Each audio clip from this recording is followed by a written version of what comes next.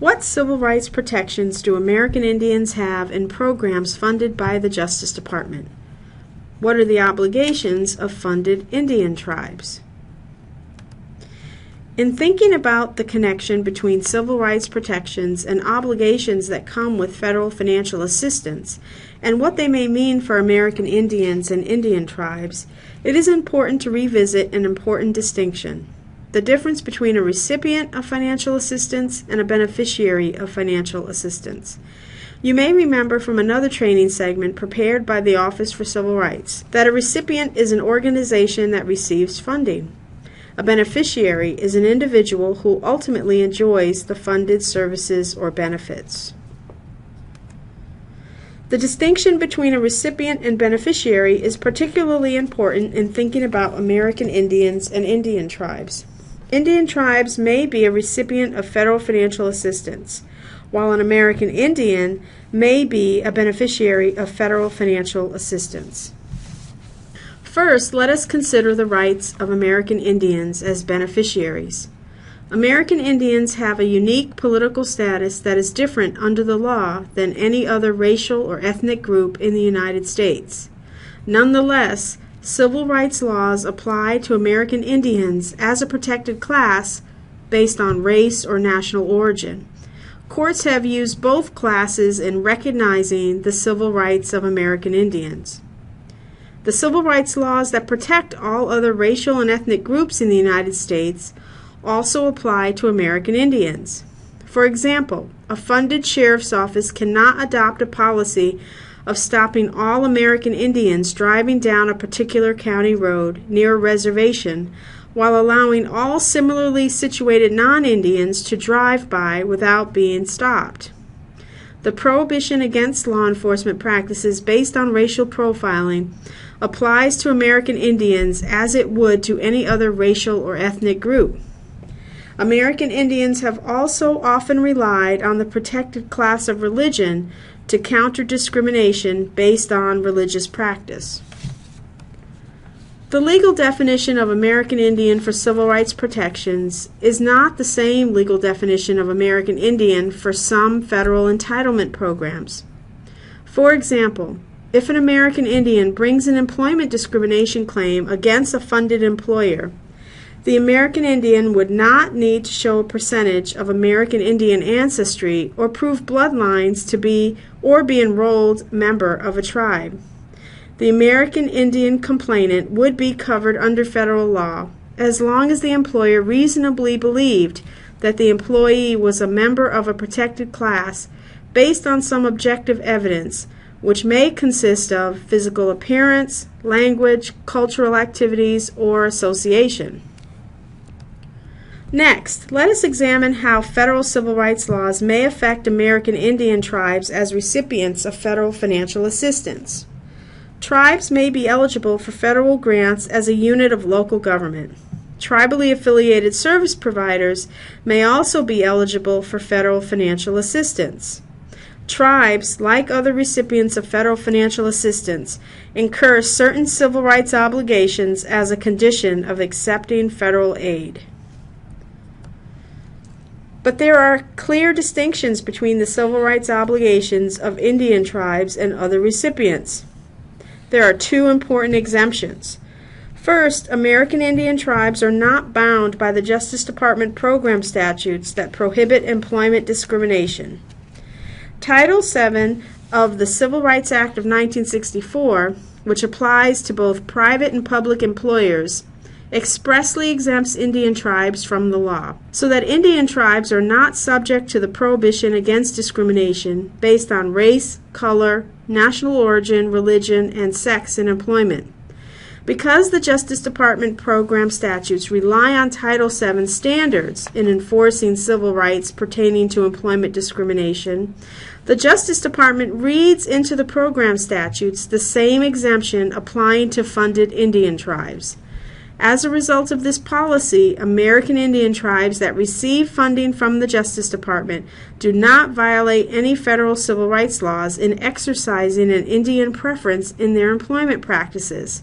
In short, the Justice Department does not accept any administrative employment discrimination claims under the Justice Department program statutes filed against funded American Indian tribes.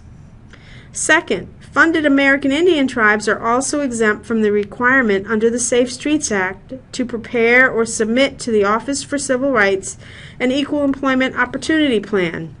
Funded tribes would simply file a certification with the Office for Civil Rights attesting to the exemption based on tribal status.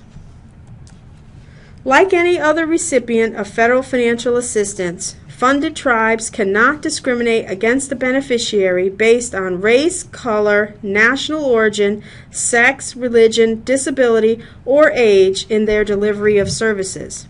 For example, if a funded tribe operates a domestic violence shelter and a non-Indian woman who lives nearby seeks services, and if the shelter is operating under capacity and the woman is otherwise eligible for the federally funded services, the Justice Department expects that the tribal shelter not turn away the non-Indian woman based on her race or national origin. For more information on the civil rights laws that apply to recipients of federal financial assistance from the Justice Department, see the training video that the Office for Civil Rights has prepared on this topic. See also the training video on the responsibility recipients have to serve beneficiaries who are limited English proficient. Funded tribal programs should also be aware of certain civil rights protections they have, especially when it comes to applying for federal funding through state-administered grant programs. The Office for Civil Rights is especially concerned about state practices that have the effect of excluding Indian tribes from federal programs that states administer. In the past, the Office for Civil Rights has encountered 3 problematic state policies that affect the funding of Indian tribes. First, states might claim that because Indian tribes may be eligible for direct funding from the federal government, the states will reserve scarce federal dollars for non-tribal programs. This policy presents a potential civil rights problem. If in fact states are not treating applications from Indian tribes in the same way they would treat all other eligible applicants, one could argue that the state has adopted a policy that has the effect of discriminating against American Indian beneficiaries. By making the funding of Indian tribes a low priority, a state is in effect steering federally funded services away from American Indians who are the most likely beneficiaries of tribal programs. The potential discrimination claim would be based on a theory of disparate impact, that the state's policy has the effect of denying services to beneficiaries based on race or national origin. Second, state administering agencies may be reluctant to fund Indian tribes based on the faulty premise that the Justice Department would hold the state accountable for the awarded funds that an Indian tribe might mismanage, and then the state agency would be unable to recover the misspent funds from the subrecipient Indian tribe because no court would have jurisdiction to consider the state agency's claim. State administering agencies cannot use this argument as a justification for refusing to fund otherwise eligible Indian tribes. Third, at least in the past, some states required any Indian tribes requesting funding under state-administered Justice Department programs to waive sovereignty as a condition for receiving a subaward. From a civil rights perspective, the Office for Civil Rights would interpret this state policy as having such a strong deterrent effect that it would eliminate otherwise eligible tribal service providers from even applying for state-administered federal resources. The practice may have a disparate impact on American Indians, the likely beneficiaries of tribal service providers. For more information on the civil rights protections of American Indians and the rights and responsibilities of funded American Indian tribes, please write to the Office for Civil Rights, Office of Justice Programs, U.S. Department of Justice, 810 7th Street, Northwest, Washington, D.C. 20531. You may also contact the Office for Civil Rights by telephone at 202-307-0690, by TTY at 202-307-2027, or by email at askocr@ojp.usdoj.gov. You may also visit the office's website at www.ojp.usdoj.gov/OCR.